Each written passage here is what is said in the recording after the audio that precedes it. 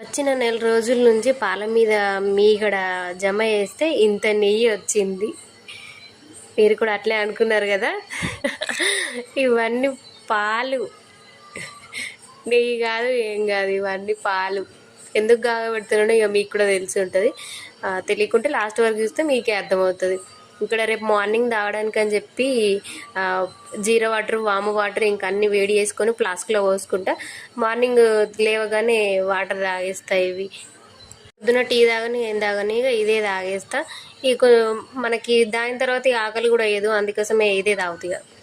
ఇన్ని పాలు ఎందుకు వేడి చేసిందో ఇప్పటికే ఆల్రెడీ అర్థమైపోయి ఉంటుంది. అందులో వెనిగర్ వేసేసిన పాలన్నీ విరిగిపోవడానికి అని చెప్పి వెనిగర్ వేసేస్తే తొందరగా విరిగిపోతాయి. నిమ్మకాయలు ఉంటే కూడా యూజ్ చేసుకోవచ్చు, కానీ అన్న దగ్గర నిమ్మకాయలు లేవు, అందుకే వెనిగర్ పోసి నేను పాలు విరగొడతా. Okay bye. ఇంకైనా ఛానల్ ఎవరైనా లైక్ చేయమంటే లైక్ చేసి సబ్స్క్రైబ్ చేసుకోండి.